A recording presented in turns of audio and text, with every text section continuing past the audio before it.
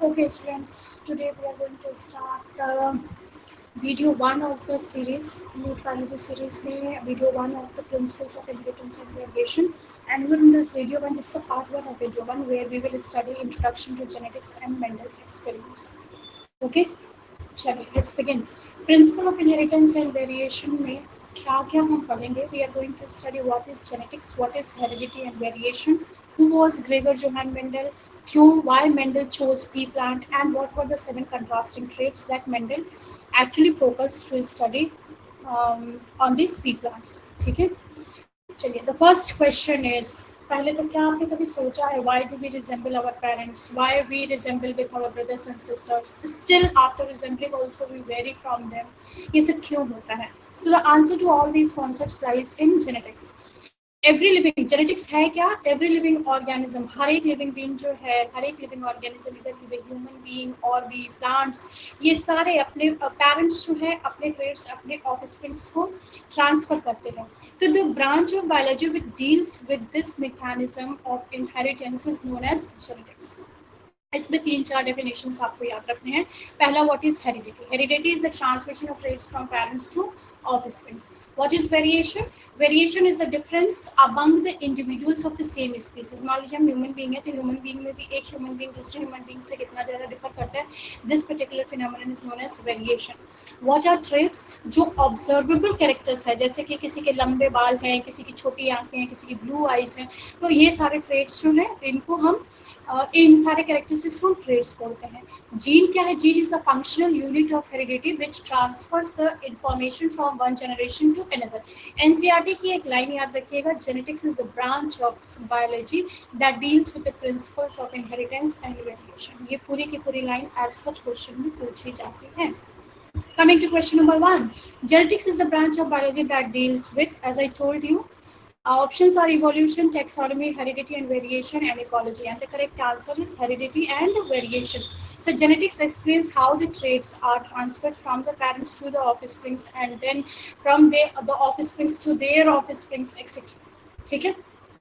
Coming to question number 2, transmission of characteristics from parents to offsprings is called. offspring से parents से offspring में जब हम characters का transfer होता है उसको हम क्या बोलते हैं? And that is known as, options are mutation, adaptation, heredity and evolution, and the correct answer is heredity. Heredity ही वो phenomenon है जिसके थ्रू पेरेंट्स से कोई भी जेनेटिक ट्रेट ट्रांसफर होकर अपने उनके ऑफस्प्रिंग्स में जाता है और ऑफस्प्रिंग से उनके ऑफस्प्रिंग्स में जाता है.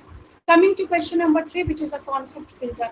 Why are siblings not exactly identical even though they are from the same parents? एक ही पेरेंट्स के बच्चे होते हुए भी why do the kids differ among themselves? क्यों वेरी करते हैं? And the correct answer is variation. Variation is a phenomenon जिसके इस phenomenon में क्या होता है कि the genes of both the parents combine in different combinations before getting transferred to the offspring. तो वो जो combination different बनते हैं उसके कारण with the offspring में जो siblings होते हैं, भाई बहन होते हैं, वो एक दूसरे से vary करते हैं. ठीक है. थिंक लाइक नीट में हमने क्या बोला, क्या दो बच्चे एक ही पेरेंट के, मतलब एक ही पेरेंट का मतलब मम्मी पापा, एक ही मदर एंड फादर के जो बच्चे होते हैं उनके ब्लड ग्रुप भी डिफरेंट हो सकते हैं. ये कॉन्सेप्ट हम पढ़ेंगे जब multiple alleles and blood groups पढ़ेंगे इन दिस जेनेटिक सीरीज. ठीक है. Till then you have to build your concepts very carefully. चलिए, सेगमेंट 2 में हम ग्रेगर जोहान मेंडल के बारे में देखते हैं. Gregor Johann Mendel was also known as the father of genetics. Who was he? He was an Austrian monk. चुपचाप एक ऑस्ट्रियन मॉन्क हैं जो अपने गार्डन में काम करे. उनके पास कोई माइक्रोस्कोप नहीं, कोई सोफिस्टिकेटेड इंफ्रास्ट्रक्चर नहीं, कोई लेबोरेटरी नहीं, कोई डीएनए सीक्वेंसर नहीं, कुछ भी नहीं, कुछ भी नहीं है. But still, while growing the pea plants in his monastery, he laid the foundation of genetics. What a great discovery! और you can say what a great mind. Concentration कितना अच्छा था. आज के ज़माने में क्या होता है कि बहुत सारा सोफिस्टिकेटेड इंस्ट्रूमेंट सब कुछ होते हुए भी साइंस फेल्स. क्यों? क्योंकि for doing science you need sophisticated infrastructure, but at the same time first सबसे पहले आपको आपके दिमाग ही सबसे बड़ा सोफिस्टिकेटेड लेबोरेटरी है जहाँ पर आपको सब कुछ प्रोसेस करना होता है बहुत क्लैरिटी के साथ. ठीक है. So Gregor Johann Mendel was an Austrian monk who was born in 1822, was working into the monastery garden. Monastery का मतलब जो चर्च है उसके गार्डन में काम कर रहे थे. He conducted experiment on pea plants from 1856 to 1863. पहली बार उन्होंने अपने काम को पब्लिश किया था 1866 में, लेकिन उनके काम को रिकॉग्निशन ओनली 1900 में मिला. Why is he called the father of genetics? क्योंकि उन्होंने law of inheritance propose किया था. He explained how the traits are transmitted from parent to their offsprings. He used scientific experimentation techniques. ठीक है. Techniques doesn't mean कि microscope and laboratory में के instruments. No. Techniques here means scientific attitude, scientific aptitude, कैसे करेंगे, किस चीज़ को किस चीज़ से क्रॉस कराएं, कैसे किस जनरेशन के प्लांट्स को फिर से ग्रो करें, all these experimentations. Then by doing all this establish the foundation of modern genetics. Okay, चलिए coming to question number 4 which is related to segment 2. Mendel perform his experiments on. Mendel ने अपने experiment किस पे perform किया था? Rice, wheat, garden pea या maize, and the correct answer is garden pea. ठीक है. Question number 5. Why is Gregor John Mendel called the father of genetics? क्यों इनको हम फादर ऑफ जेनेटिक्स कहते हैं? Because he discovered DNA? No. Because he discovered chromosomes? No.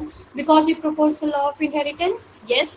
Because he discovered RNA? No. So the correct answer is C. He proposed the law of inheritance. That's why law of inheritance का मतलब how the traits are transmitted from parent to the offsprings and then to their offspring. तो ये basis है genetics की, और इस foundation law के proposal के कारण he is known as the father of genetics.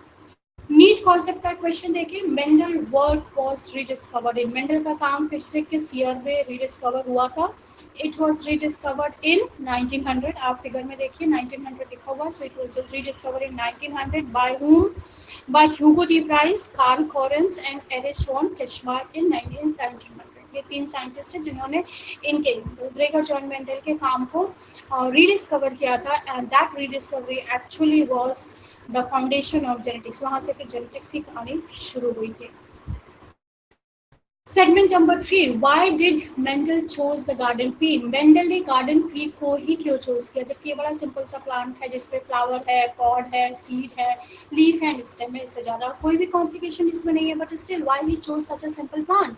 So the advantage is easy to cultivate. बहुत आसानी से कल्टिवेट हो जाता है. बहुत छोटा सा लाइफ स्पैन है. 1 से 1.5 महीने में फिर से न्यू प्लांट आ जाए, न्यू सीड्स आपको मिल जाएंगे for the next cycle of plantation. Then natural self pollinating है. नेचुरल सेल्फ पॉलिनेटिंग का मतलब कि इसी में मेल फ्लावर फीमेल फ्लावर है तो आपका सेल्फ पॉलिनेशन हो जाएगा.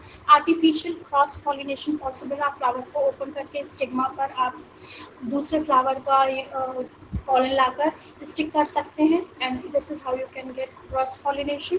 बहुत सारे सीड्स प्रोड्यूस होते हैं जिनको आप प्रिजर्व करके जनरेशन से स्टडी कर सकते हैं. ट्रू ब्रीडिंग वेराइटीज अवेलेबल हैं. मतलब मान लीजिए कि राउंड सीड वाले आपको प्लांट चाहिए तो राउंड सीड वाले प्लांट्स अवेलेबल हैं. आपको कर्वेशियस कर्व वाले चाहिए या श्रिंकिंग स्ट्रक्चर वाले पॉट और सीड्स चाहिए तो वो भी अवेलेबल है. जिस तरह के आपको चाहिए, जो ट्रेड चाहिए वो अवेलेबल है.